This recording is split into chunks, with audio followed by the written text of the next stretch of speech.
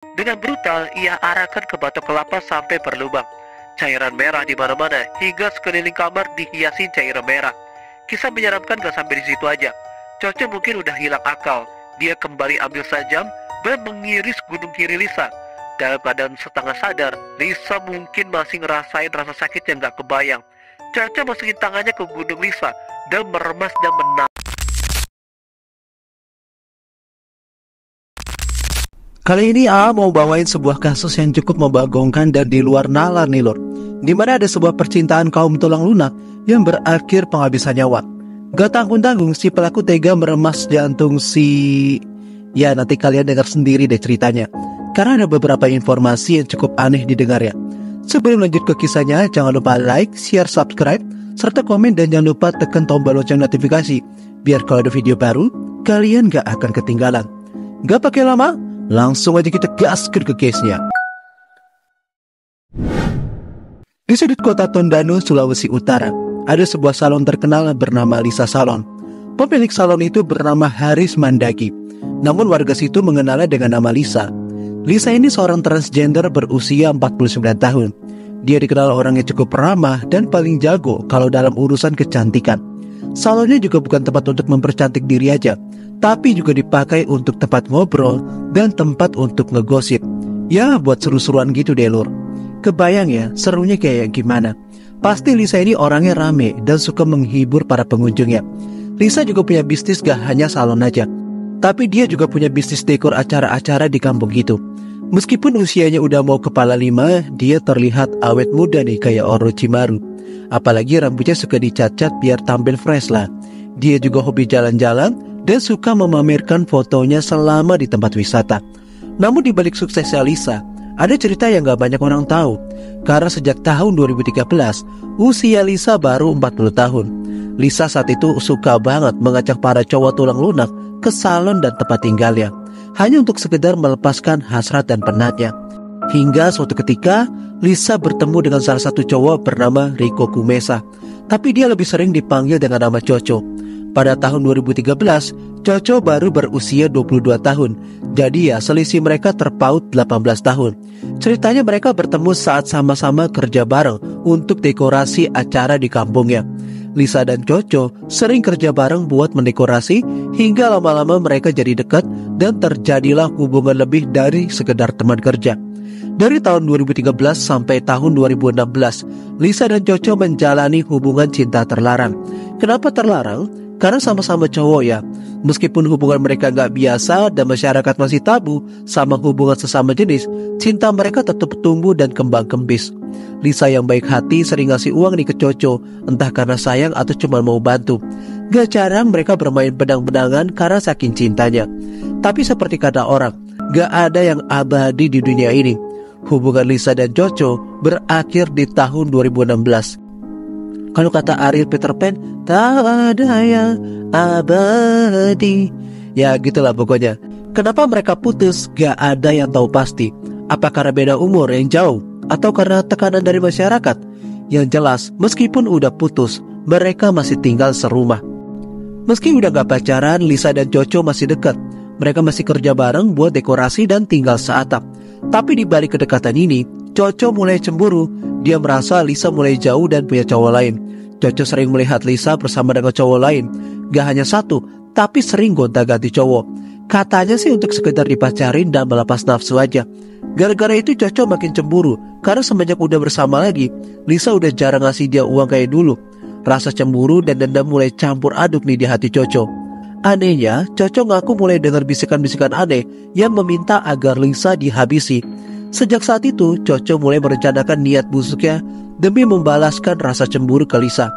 Pada tanggal 29 April 2022, di mana hari itu menjadi hari terakhir Coco dan Lisa bersama. Pagi itu, Lisa dan Coco pergi ke desa Paso buat dekorasi pesta nikahan. Sekitar setengah 12 malam, kerjaan mereka selesai. Coco dan Lisa kembali pulang ke salon di Tondano. Sampai di salon, Coco dan Lisa pergi lagi keluar. Mereka mau ke arah Tomohon untuk membeli obat batuk komiks di warung.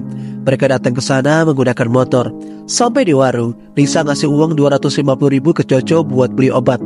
Coco beli 4 dus komik, jumlah yang banyak banget buat obat batuk. Menurut kalian, buat apa beli obat batuk sebanyak itu? Penasaran kan? Kita lanjut ceritanya. Singkat cerita, mereka udah kembali ke salon. Lisa yang saat itu udah capek banget langsung jalan ke kamar tidur untuk istirahat. Sementara Coco duduk di samping Lisa yang sedang tidur. Dia pun mulai minum obat batuk yang baru dibeli. Bukan cuma 1 atau 2 bungkus, tapi 20 bungkus sekaligus. Buset, itu banyak banget yang minum obat batuk ya. Setelah Aa cari tahu ya, ternyata Coco minum obat batuk sebanyak itu agar bisa mabuk. Bisa dibilang itu bisa menjadi pengganti miras. Dengan meminum jumlah banyak, katanya bisa bikin ngefly. Saran aja sih jangan ditiru ya. Ini sekedar informasi, bukan untuk ditiru.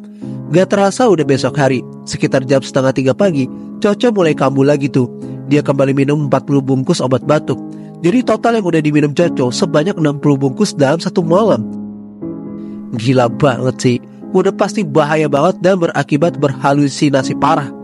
Nah sejak itu dia kembali lagi tuh dengar suara-suara yang aneh. Udah 3 jam berlalu, jam 5:30 pagi, Coco tiba-tiba aja lari ke dapur. Dia mulai ambil martil. Martil ini bukan dipakai buat beresin rumah, tapi untuk dijadikan alat untuk penghabisan nyawa Lisa. Pelan-pelan Coco menuju kamar sambil membawa martil. Dia melihat Lisa sedang tertidur sangat lelap karena capek sehabis kerja. Seketika ia mengayunkan martil itu ke batok kelapanya berkali-kali. Pukulan itu ternyata gak membuat Lisa tertidur selamanya. Dia masih sempat menahan sakit dan masih bernafas. Coco panik lihat kayak gitu. Coco kembali ambil gunting yang tadi dipakai buat buka bungkus obat batuk. Dengan brutal ia arahkan ke batok kelapa sampai berlubang. Cairan merah di mana-mana hingga sekeliling kamar dihiasi cairan merah. Kisah menyeramkan gak sampai di situ aja.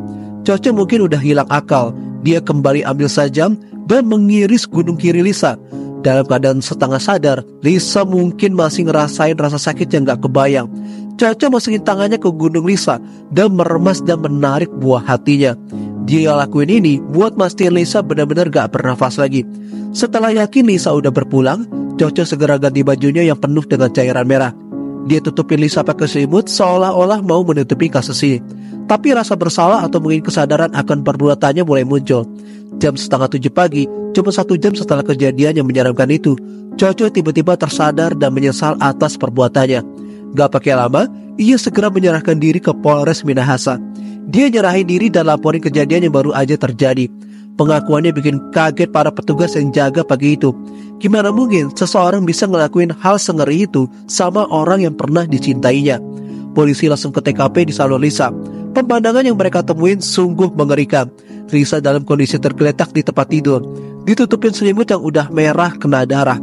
Tim forensik mulai bekerja, ngumpulin bukti-bukti dan coba rekonstruksi kejadian. Kabar penghabisan nyawa itu cepat menyebar ke seluruh Tondano. Masyarakat yang kenal Lisa sebagai orang ramah dan bekerja keras gak percaya sama apa yang terjadi. Kok bisa ya Lisa berbuat seperti itu? Padahal kalau ketemu sama mereka, dia tuh baik-baik aja. Salon Lisa yang biasanya rame mendadak sepi. Cuma ada garis polisi di depannya. Coco diperiksa secara intensif di kantor polisi. Dia ceritain detail kejadian malam itu, termasuk alasan dia melakukan tindakan mengerikan itu ke Lisa. Dia mengaku motifnya cukup rumit, gara-gara urusan cemburu, masalah duit yang udah gak pernah kasih uang jajan, dan suara gaib yang menyuruh untuk melakukan tindakan yang cukup serem banget. Polisi masih dalamin kasus ini. Mereka rencanain pemeriksaan kejiwaan buat Coco. Mau tahu apa dia benar-benar gila atau cuma pura-pura? Kalau terbukti ngelakuin penghabisan nyawa berencana, Coco bisa kena hukuman seumur hidup atau bahkan hukuman metong. Setelah melalui proses hukum yang cukup panjang, akhirnya pada tanggal 16 Januari 2023, Pengadilan Negeri Tondano memutuskan hukuman untuk Coco. Akibat perbuatannya, Coco yang awalnya dituntut hukuman metong malah diubah hukumannya menjadi hukuman penjara seumur hidup. Nah, kalau menurut kalian gimana nih lur tentang kasus ini? Apakah udah sepantasnya untuk si pelaku? Dan semoga dengan adanya kasus ini kita bisa ambil hikmahnya dan buang sisi negatifnya. Dan kalau kalian punya kasus-kasus yang menarik, langsung aja DM di Instagram atau komentar. I'm Jurnal AA, and still next time, stay safe ya lur.